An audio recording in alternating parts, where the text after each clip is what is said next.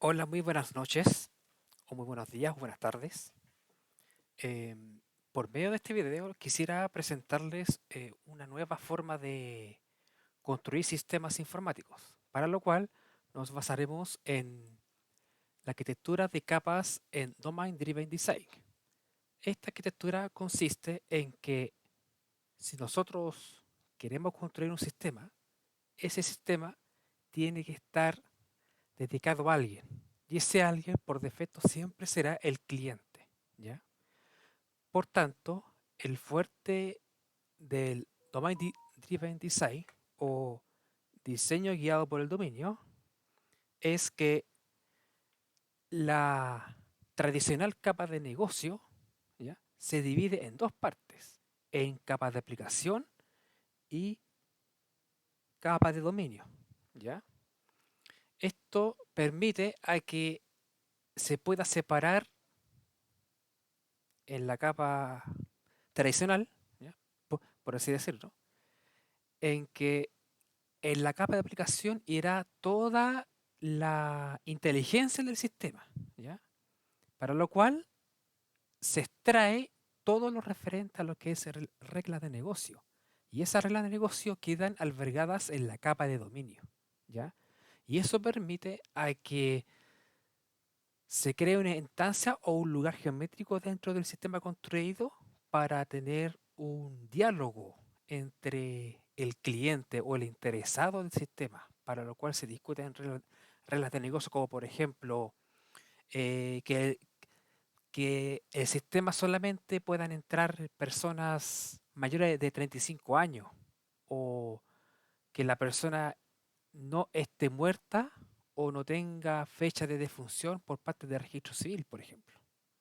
Entonces, todas esas reglas de negocio, por había y por haber, dependiendo de la naturaleza del proceso de negocio que tenga el cliente, van en esta capa, ¿ya? Ese es como el fuerte de esto, ¿ya? Que los sistemas no se crean porque sí, sino que tienen un propósito de existencia, ¿ya?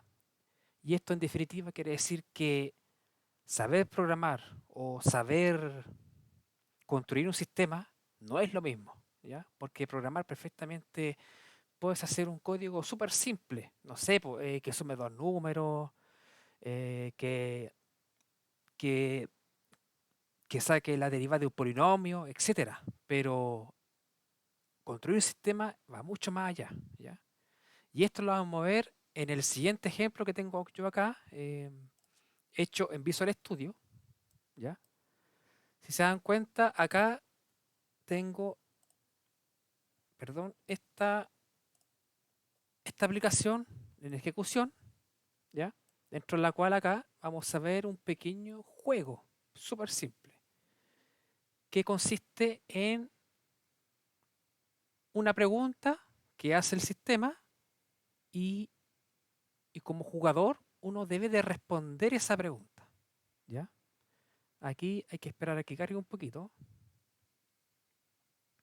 Si se dan cuenta acá, este ejemplo súper simple. Acá el sistema pregunta cuál es la capital de Chile, ¿ya? Y la respuesta, obviamente, el que entra al sistema es un jugador común y corriente, ¿ya? Por ejemplo, le pongo Montevideo, respondo a la pregunta. Bueno, aquí entra el proceso de depuración que va a oprimir continuar acá para ver qué es lo que hace el sistema. Y si se dan cuenta, el sistema dio una respuesta, ¿ya?, que dice incorrecto. La respuesta era Santiago, ¿ya? Entonces cerramos y si por ejemplo yo acá respondo correctamente, pongo la respuesta correcta que es Buenos Aires para esta pregunta, la pregunta número 2. Responde la pregunta, continuamos y dice, oh, dice correcto, ¿ya? Bien, ahora veamos cómo funciona esto, ¿ya? Lo, lo detenemos o si gustan, por ejemplo, podemos explicarlo, el cómo va debugueando porque es lo más práctico posible. Si respondemos la pregunta, por ejemplo, de Perú y le ponemos cualquier cosa, Si se dan cuenta que va debugueando en la capa de presentación que le vamos a explicar a continuación cómo está estructurado en el explorador de soluciones. Aquí va debugueando, va validando. Aquí vamos a ir a la capa de negocio, perdón, a la capa de aplicación, ¿ya? Y acá si se dan cuenta, vamos a maximizar esto. Acá está el método que hace toda la inteligencia de la capa de aplicación, que sería esta de acá, ¿ya? Y este corresponde al archivo preguntas y respuestas, o sea, este de acá. Más adelante vamos a explicar qué significa esta carpeta, los nombres, estas cosas que están acá, ¿ya? Entonces, volviendo a la depuración, aquí si se dan cuenta, va debugueando, va, va comparando la respuesta del jugador que ingresó y comparando con la respuesta que está en el sistema, ¿ya? Y si se dan cuenta, vino por acá, incorrecto, bla, bla, bla, y acá, debuguea, se devuelve a la capa de representación y obtiene,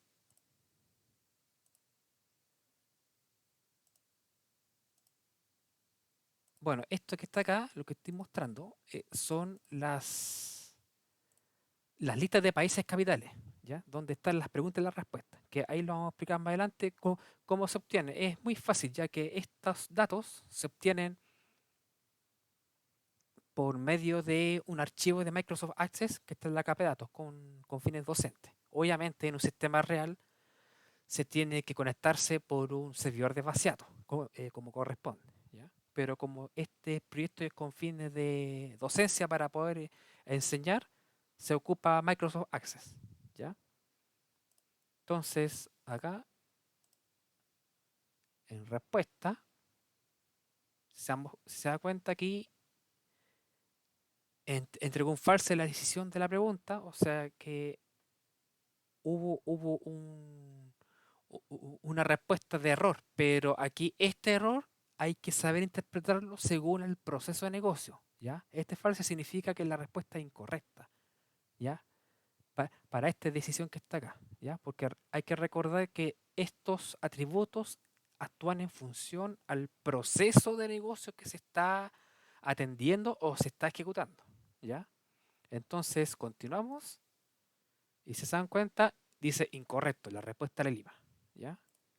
Ahora bien, explicando más o menos a fondo de cómo está hecho esto, si se dan cuenta, como explicamos aquí anteriormente, el código fuerte de para que funcione esto o la inteligencia es simplemente este método. ¿Ya? Si se dan cuenta, es de la línea 43 a la línea 83. Es todo este, este pedazo de código. ¿Ya?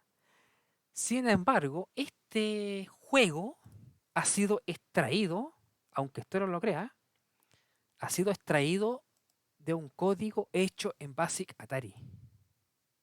Si se dan cuenta, este código en base Atari era el mismo juego que estamos viendo, pero esto funcionaba en esos tiempos, y estamos hablando del 23 de febrero del año 1994, ¿ya? Un código súper antiguo, para lo cual, acá si pueden aquí apreciar, la línea 185 a la línea 205, por ejemplo, acá, si pueden apreciar, esa es la lógica misma que está en el método acá puesto. Es la misma lógica. Pero ¿cuál es la diferencia? Que acá en el código antiguo de BASIC tengo que repetir el mismo código de inteligencia por pregunta. A cada rato tengo que repetir la misma lógica. La misma lógica, miren. La misma lógica.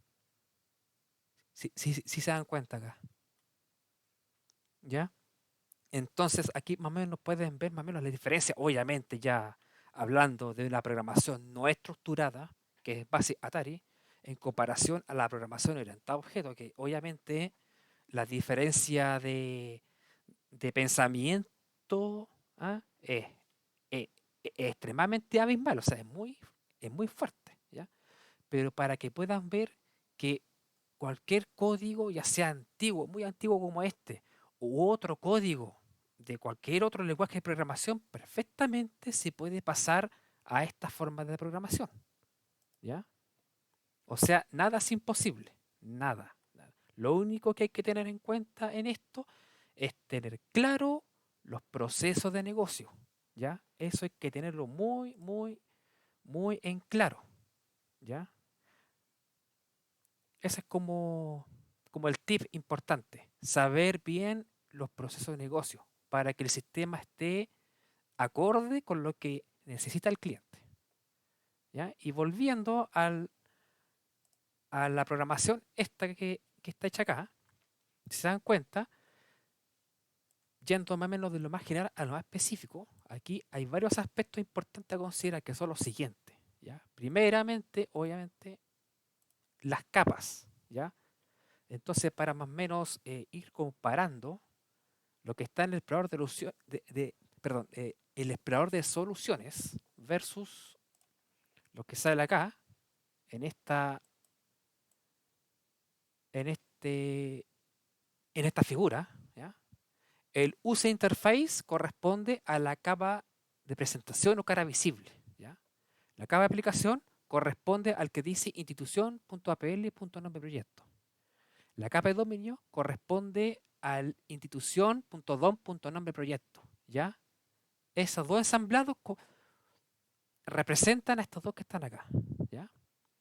Y la capa de infraestructura es el que dice institución.dal.nombre proyecto, ¿ya? Y acá yo agregué otra cosa más porque aquí son ya tecnicismos que son adicionales a lo que plantea el diseño guiado por el dominio, ya que el diseño guiado por el dominio es un planteamiento abstracto y acuñado por Eric Evans, ¿ya? Para lo cual este pensamiento abstracto se llevó a la práctica de esta forma. Como explicamos anteriormente, están estas cuatro, la presentación, aplicación de dominio, data de infraestructura. Sin embargo, está en la capa de entidad y validaciones, en que esta capa cumple el rol de objetos transversales entre las capas, ¿ya? Como por ejemplo, los DTO. Los DTO significa objeto de transferencia de datos o Data Access Object, ¿ya? Eso significa DTO. Para lo cual, un DTO es como este, por ejemplo, que está acá, ¿ya? Ese es un DTO. Los DTO cumplen la función muy importante de transportar los datos, los valores, entre, o sea, perdón, desde la capa de presentación hacia la capa de datos de infraestructura y viceversa. ¿Por qué? Porque este DTO se encarga de, como dijimos anteriormente, de transportar los datos. Cuando uno hace clic en un botón, uno envía una petición al sistema, ¿no es cierto? Entonces, esa petición viaja a través del DTO, ¿ya? De transportar los datos, ¿ya? Esa es la gracia del DTO.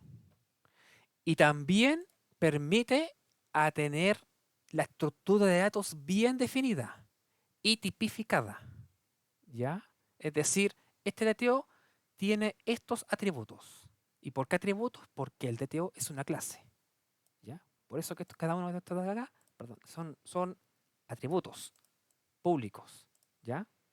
Y obviamente tiene su constructor aquí definido, ¿ya? Y, y aparte de los DTO están las enumeraciones. Las enumeraciones por lo general se ocupan para clasificar tipos o para clasificar estados de algo, ¿ya? Esos estados de algo obviamente se aplican mucho cuando se ven procesos puntuales de un requerimiento de un cliente, ¿ya? Especificado. También está el uso de interfaces. Las interfaces permiten hacer desacoplamiento de código, ¿ya? Ejemplo, por ejemplo, aquí tengo esta interfase que tiene estos métodos, donde la interfaz lo que hace es representar el comportamiento de un método, ¿ya? Para lo cual la implementación de ese método siempre estará en la capa de aplicación. De esta forma. Ah, sí. No, este archivo no. Disculpe. Este acá. Si se dan cuenta, aquí está la clase capitales APL, que es de aplicación, y este hereda de esta interfaz. Entonces, así más o menos se aplica, o sea, esto ya como conocimiento ya, eh, como ya de cultura general, de cómo desacoplar las capas. Y bueno, y para aquellos que no saben, perfectamente pueden preguntar. Yo no tengo ningún problema en explicar estos puntos bien específicos, ¿ya? Pero la gracia del desacoplado es que el código, si uno quiere después más adelante, puede poner este método de comportamiento, ¿ya? Y hacer varias implementaciones de este comportamiento, ¿ya? Como por ejemplo poner el método real que está acá versus otro método pero de fachada. Y más o menos para esas cositas.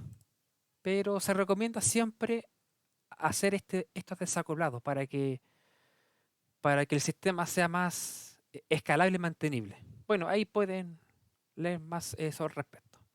Volviendo a lo nuestro, está en la interfase como dijimos anteriormente y también, bueno, esta es un apartado no menor dentro de esta capa de entidades y validaciones.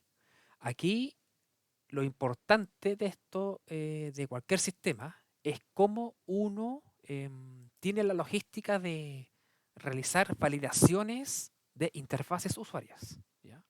Para lo cual, siempre una interfaz usuaria será una clase, ¿ya? Y esto se ve de la siguiente forma.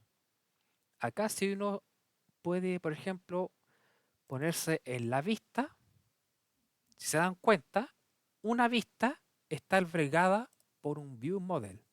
Y esto está especificado en la primera línea, ¿ya? Acá, esto representa, como lo dijimos, la clase ViewModel. ¿Y por qué? Porque cada elemento de la interfaz usuaria es representado por atributos de esta clase que se llama ViewModel, que está acá. Si vamos a hacer definición, este tiene varios objetos que se muestran en la interfaz usuaria y por tanto uno acá tiene que ir a definición de este mismo. Y si se dan cuenta, aquí está el número de preguntas, cantidad de respuestas correctas, incorrectas y la respuesta al jugador, ¿ya? Obviamente algunos pueden no verse, ya que depende de mucho de lo que requiera el cliente, ya que en este caso obviamente va a mostrar el número de preguntas, va a mostrar según la lista de países capitales, que por ejemplo aquí en la interfaz usuaria, si se dan cuenta, tiene un if, tiene esto es lo que se llama una lógica de presentación, ¿ya? Dentro de la cual este if va a mostrar este contenido siempre y cuando ya en que el jugador haya respondido todas las preguntas que habían. Y en caso contrario, o sea, un else, si faltan por responder, va a mostrar esto, ¿ya? Y aquí, por ejemplo, donde muestra el número de preguntas, y aquí es donde consulta cuál es la pregunta que va, ¿ya? Con esta, con esta codificación. Y acá está el textbox o el cuadro de texto con respecto a ese atributo, la respuesta al jugador. Y por tanto, aquí se guarda en esta variable, perdón, en este atributo se guarda la respuesta al jugador. Y se denota de esta forma. Y como pueden ver, el código es bastante entendible y simple, porque el objetivo es ese. El código tiene que ser lo más simple posible. ¿Para qué? Para fomentar un lenguaje ubicuo entre el equipo desarrollador. Porque perfectamente esta codificación que vemos aquí, pues aquí pueden tener miles de interfaces usuarias y por tanto cada interfaz usuaria tiene que ser entendible, ¿ya? Como como está mostrando acá, ¿ya? Entonces, como pueden ver acá, yendo un poco más específico de lo que es un ViewModel, este ViewModel, para que funcione, en este caso, aquí en la capa de presentación, se está trabajando con MVC o modelo vista controlador, ¿ya? Dentro de la cual este modelo tiene que estar heredado de esta interfaz, ¿ya? El iModel Binder, ¿ya? Y también, para que funcione esta interfaz, tiene que tener esta implementación, el bind model. Esta implementación permite cuando la persona hace clic en el botón responder o en submit, este de acá se encarga de capturar todos los valores de los objetos de la interfaz usuaria, ¿ya? Y esta codificación que está acá se encarga perdón, de capturar todos los datos, ¿ya? Y guardarlas en el objeto VM. Esto quiere decir que cuando ocurre un submit, este byte model se ejecuta antes del método que está acá. Perdón, de este método que está acá. Se ejecuta antes que este. O sea, primero se ejecuta este, acá, se ejecuta esta línea, y después va acá y trae este objeto ya llenado. Es decir, que este objeto se llena en este método se llena. Es como más o menos para explicar esta parte específica. Y además, para que este funcione, esta clase tiene que estar registrada en este archivo que se llama model binder config, que está acá. Y se dan cuenta, esta es la forma de registrarlo, el modelo, ¿ya? O view model. ¿Por qué?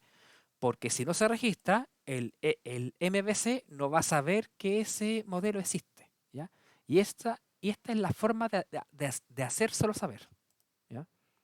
Aquí se dan cuenta, esta clase es de MVC, no es mía, es de MVC. Esta tributa también de MVC y un add, ¿ya? Y así se registra un view model, ¿ya? Entonces, retornando a lo que es la programación en capas orientado al dominio primigenio, que así yo le llamé, que ahí le voy a mostrar más o menos por qué. Entonces, una de las cosas que, aparte de tener una ordenación clara y precisa, es que acá en las validaciones, como pueden ver, aquí, bueno, esto es un método helper que yo creé que permite tomar todo el objeto y validarlo, ¿ya? Este método aplica el DTO, que está acá, por ejemplo, si yo hago aquí, y de definición, ir a definición de la clase, del DTO, y si se dan cuenta tiene esto acá arriba, ¿ya?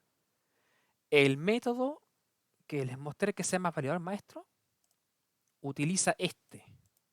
¿Y por qué? Porque aquí este método tiene la tecnología de los famosísimos data annotations, ¿ya? Y esto funciona de la siguiente forma. Se crea un método, o sea, perdón, una clase de esta forma, cuestionario de validación, y siempre tiene que ir un apellido del archivo, attribute, por definición, ¿ya? De la tecnología de data annotations, ¿ya? Y este tiene que heredar esta clase, validation attribute, ¿ya? Y acá se aplica polimorfismo o override, que es reescritura de un método que ya existe dentro de este, ¿ya? Para lo cual se ocupa el isValid, ¿ya? Y este value es el que trae todos los valores de el objeto, ¿ya? Es decir, este de acá captura los datos que venga de este objeto y los pasa acá, ¿ya? Para lo cual se aplica la técnica boxing, que esta técnica permite bajar la jerarquía de objetos desde un objeto que no se sabe lo que es a un objeto fuertemente tipado que es este. Y acá permite hacer flujos de validaciones, ¿ya? Esto quiere decir que las validaciones tienen que ir acá, de lo que sea. Por ejemplo, si la respuesta, por ejemplo, en este caso es requerida, ¿ya? O, o que tiene que seleccionar un drop doble list especificado, etcétera. Aquí la gracia es hacer votar la validación, o sea, pensar en negativo, o sea que esto, esto simplemente, si no hizo tal cosa, reportarlo aquí y añadirlo en la lista de errores, ¿ya? ¿Por qué? Porque después cuando termina todo este flujo, preguntará si hay algún error, retornará esto. En caso contrario, si no hay un error, retorna un suceso, ¿ya? Y esto es determinante al momento de ser aplicado en esta parte, en este if, ¿ya? Es decir, si hay algún error, gatillará los errores, ¿ya? Entonces, para probar esto, vamos a ejecutar nuevamente el código para que vean cómo funciona.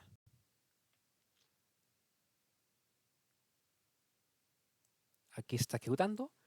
Por mientras vamos a poner aquí un punto de interrupción, ¿ya?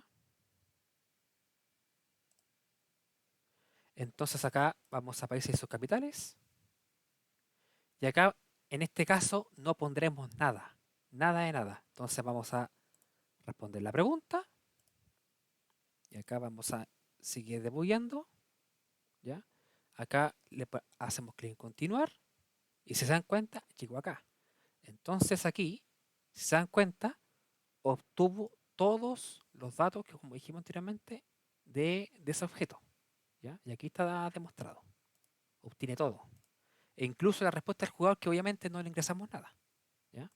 Entonces acá pregunta si es nulo o vacío este string. Entonces, ¿qué va a pasar? Va a añadir este, esta frase, ¿ya? Dentro de la lista de errores, ¿ya? Su respuesta requerida. Entonces ahí vamos a seguir continuando y fíjese lo que hace. Error de validación de campos. Su respuesta es requerida. Entonces esa es la forma correcta de hacer validaciones de interfaces usuarias, ¿ya? Entonces, otro aspecto importante, llámamelo explicando todas estas capas de entidades y validaciones, que, que, que espero que cuando creen su proyecto nuevo o de migración o como esté inconveniente, les saque el máximo provecho porque de verdad les va a servir harto, ¿ya? Entonces, retornando aquí a las capas, aquí hay un dilema que siempre uno se pregunta, ¿ya? ¿Cómo uno hace la unión entre las capas y módulos y submódulos? La respuesta aquí es simple, ¿ya? Si se dan cuenta aquí en la capa de entidades y validaciones, siempre están estas carpetas, inicio módulos, y aquí también, inicio módulos, ¿ya? Estas carpetitas eh, organizan o más bien dicho, clasifican las cosas que hay en un sistema, ¿ya? Inicio se entiende como la página de arranque o la página inicial de un sistema, ¿ya? Si no lo necesitan, no lo ocupen, ¿ya? Pero si lo ocupen, ocúpenlo, ¿ya? ¿Ya? ¿Por qué? Porque perfectamente esta página de inicio puede llamar o redireccionar a otra página, ya sea, por ejemplo, de autentificación y que ocupen otra tecnología de seguridad para poder autentificarse, por ejemplo, ¿ya? Entonces, perfectamente, obviamente, lo llamarán a esa página. Ahí depende de la organización en la que ustedes trabajen, ¿ya? Acá, esta carpeta módulos es la carpeta maestra en donde se albergará todos los módulos del sistema, ¿ya? Aquí, por ejemplo, en el caso del juego que estamos viendo de capitales, ¿ya? Es un módulo, ¿ya? Donde están los DTO respectivos, ¿ya? Y aquí lo mismo con enumeraciones. En este caso, obviamente, en este módulo no tiene enumeraciones. ¿Ya? Y en interfaces tiene su interfaz. Y en variaciones tiene sus variaciones. ¿Ya? Y esta forma de trabajar está en todas las capas. De esta forma. En este caso, el DBMS, que estamos usando OLEDB para comunicarlos. Ah, aquí está, miren, está el archivo MDB de Microsoft Access. Entonces, si nosotros abrimos este archivito, aquí me está cargando Visual Studio, bla, bla, bla. Obviamente aquí en mi máquina tengo instalado el Microsoft Access, que se va a mostrar enseguida. Aquí está. Si se dan cuenta, aquí están las tablas que se han hecho con fines docentes. Aquí está, por ejemplo, la tabla que les dije, donde están el país y la capital, país y capital. Entonces, acá se extrae la pregunta y se extrae la respuesta. Así de fácil y así de bonito. Y si se dan cuenta, en los tiempos de Atari Basic no existía base de datos. Era todo por archivo de texto. O perdón, archivo de datos. A lo más. Pero aquí era simplemente archivo de programa, miren. Entonces, las preguntas y la respuesta era de esta forma. ¿Ya? Por cada línea poner la pregunta y poner la respuesta. ¿Ah? Por ejemplo, ¿cuál es la capital de Francia? Si la persona respondió bien, entonces correcto, que le suma un punto al puntaje y así, bla, bla, bla. Y si la persona se equivocó, incorrecto. Entonces, así era por cada pregunta y esto era difícil de mantener, ¿ya? En esos tiempos. A no ser que uno sea pero demasiado perito en el tema acá. O sea, en lo que es el lenguaje, de este lenguaje de programación. ¿Ya? Y cerramos esto. Ah, y también en Visual Studio también pueden ver los datos acá, de esta forma. ¿Ya? También pueden ver lo mismo, por si les interesa. Entonces, si se dan cuenta aquí, también están los módulos en la capa de datos, de modo capitales, y otro módulo que lo explicaré más adelante, que es personas. ¿Ya? Y en la capa de dominio, obviamente, no hay nada. ¿Por qué? Porque no tiene regla de negocio. Es simplemente evaluar la pregunta y decirle al jugador si respondió correctamente o no. ¿Ya? Por eso no tiene, no tiene, por así decirlo, reglas de negocio. ¿Ya? Y acá en la capa de aplicación tiene sus modos capitales, la misma estructura, ¿ya? Dentro de la cual aquí siempre se recomienda trabajar con clases parciales por defecto. Esto es por la razón de que cuando el proyecto va creciendo, ¿ya? Es importante tener segmentado el código. Es decir, que en este caso están solamente para atributos acá y el constructor para tenerlo segmentado y la codificación de implementación. ¿Ya? Ahora bien, por ejemplo, si aquí en este se le ocurre otro proceso, se crea otro archivo del mismo capital es APL-bajo y el nombre del proceso, ¿ya? O nombre del submódulo, ¿ya? Eso permite que, por ejemplo, si en el sistema hay muchos desarrolladores, 3 personas, ¿ya? Y, y eso permitirá a que los 3 desarrolladores puedan ponerse de acuerdo quién ve tal archivo. ¿Para qué? Para que cuando quieran subir los cambios no tengan problema al momento de fusionar los archivos. ¿Ya? Eso es como para no tener ese problema que los que han trabajado harto con JIT o con Team Foundation o SVN o SurSafe, ahí que sabrán por qué digo esto, porque cuando 2 personas intervienen en, por ejemplo, en este archivo y los dos al mismo tiempo quieren subir los cambios, ahí van a tener problemas de qué cosa dejar y qué cosa no dejar. ¿Ya? eso perfectamente puede hacer ese ejercicio. Entonces, es por esa razón que se recomienda encarecidamente trabajar con clases parciales, ¿ya? Eso es una muy, muy buena práctica para sistemas de mediana escala y gran escala, ¿ya? Y se dan cuenta acá arriba, en la capa de presentación, en controllers, tiene lo mismo. Tiene inicio y tiene módulos, ¿ya? Y aquí tiene lo mismo, también clases parciales, ¿ya? Y para tener un tema más ordenado y más escalable. La escalabilidad en un sistema es muy, muy importante, ¿ya? Y aquí está la codificación del controlador con respecto a este módulo que se creó acá, ¿ya? Y eso es más o menos para explicar el módulos versus capas, ¿ya?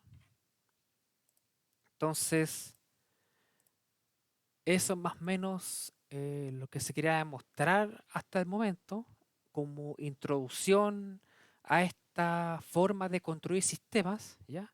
Espero que le haya gustado y bueno, en un próximo video se explicará cómo hacemos pruebas, ¿ya? Que no es menor. Y también el cómo se deben de tratarse los errores técnicos de un sistema, ¿ya? Que mucha gente, o sea, hay muchas formas, pero hay una forma que es la correcta y se tiene que hacerse de esa forma. Así que, bueno, en el próximo video veremos esos temas.